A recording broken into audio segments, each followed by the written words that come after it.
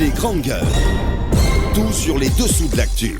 Ici, l'actu rime avec liberté de ton sur Radio Espace. Mais aussi sur Espace TV, tous les soirs, vous avez accès à cette émission juste après le 22h avec l'équipe de Moussa Moïse à la Guinée, à 24 heures de la célébration du 60e anniversaire de son indépendance, alors que de grandioses festivités donc sont attendues à Conakry et dans les 33 préfectures du pays, avec pour point d'orgue un défilé militaire qui aura lieu donc au stade du 28 septembre devant une dizaine de chefs d'État invités à cette occasion. Un livre retraçant donc l'histoire des violences politiques dans le pays a connu une sortie médiatique du président de la République dans une interview accordée à des médias français, suscite controverses et commentaires nourris. Au-delà, ces célébrations interviennent dans un contexte sociopolitique particulièrement tendu à cause de différentes crises auxquelles le pays est confronté en ce moment.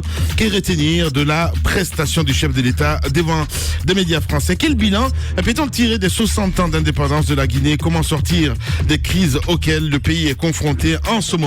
Notre invité exceptionnel vers 10h, évidemment, c'est bien sûr monsieur Kiridi Bangoura, il faut le rappeler, ministre secrétaire d'État à la présidence de la République, qui sera avec nous dans ce studio. On va s'intéresser un peu plus tard à vos commentaires. On a 3 minutes, 1 minute chacun. Allez, vas-y. Alors, je vais très très rapidement. Ce président de la Cour constitutionnelle, il aime bien le jus Sagiko. De quoi? Beaucoup de sucreries. il aime beaucoup de Sagiko. Ouais. Vous allez voir pourquoi. Au bout de 3 mois, sur l'année 2016, au bout de 3 mois seulement, le président de la Cour constitutionnelle a fait payer par la Cour plus de 24 millions de frais liés à de l'eau, à du jus Sagiko, mais aussi à Aloco, même Aloco, c'est-à-dire Aloco grillé. Lamine, regardez-moi. Ok, d'accord, je comprends. Sur le budget de la Cour constitutionnelle, en clair, des dépenses qui le concernent personnellement la Cour endosse des dépenses qui le concernent personnellement. Il achète par exemple Aloco, salade et jus à 400 000 francs. Lui seul. Il prend jus Sagiko tamarin, parce qu'il aime beaucoup le tamarin, 1 560 000. Et il prend beaucoup d'autres choses. Vous allez le voir, jus Coca, jus Fanta. Non mais je vous dis, tout ça, ce sont des dépenses qui sont personnelles, qui sont dues. Moi je veux juste revenir sur 2 choses rapidement, en quelques secondes, Lamine. C'est important que l'opinion sache, parce que c'est totalement hypocrite, c'est totalement inacceptable que M. Khelaifa Sall ait bénéficié de l'hommage du peuple pendant plusieurs années pour un discours en réalité dont il n'est pas l'auteur. Ça, ce n'est pas normal et il faut dire aux Guinéens. Je lis juste un petit pan de ce discours dont Moussa Moïse n'a pas fait lecture.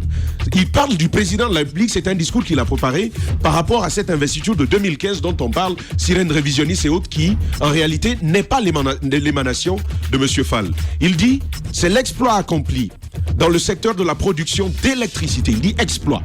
Secteur d'électricité qui constitue le couronnement de vos travaux herculéens.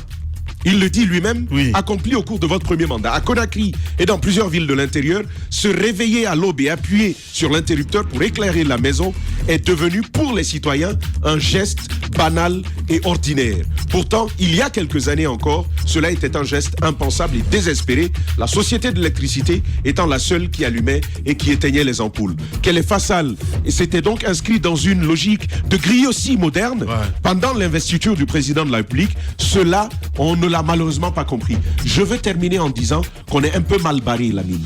Ce président de la Cour constitutionnelle, Khelaifa Sall, et tous ces autres commissaires qui ne correspondent pas, ces conseillers qui ne correspondent pas à la législation, qui n'ont pas l'âge, doivent partir.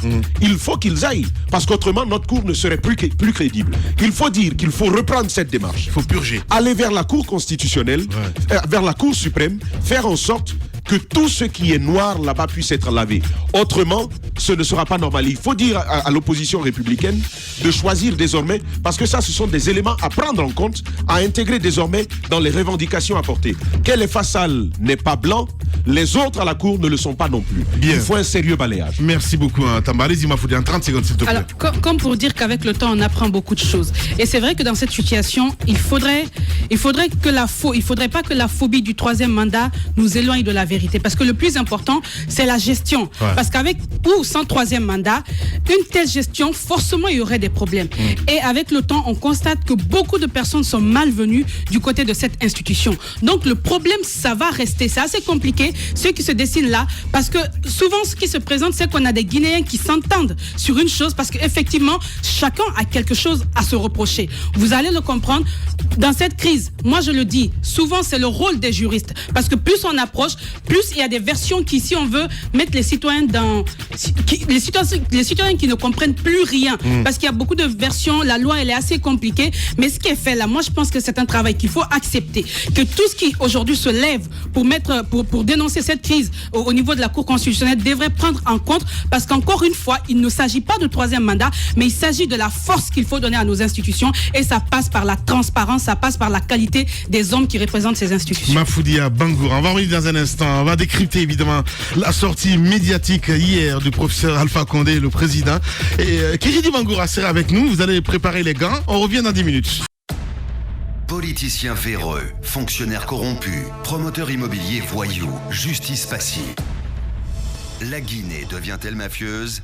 Les grandes gueules d'Adafo Média ne lavent pas plus blanc, mais vous permettent de défendre votre pays en vous informant. Avec les grandes gueules d'Adafo Média, dénoncez les turpitudes, nous garantissons le secret des sources. Envoyez vos documents à espacefmguinée.info, rubrique Contact.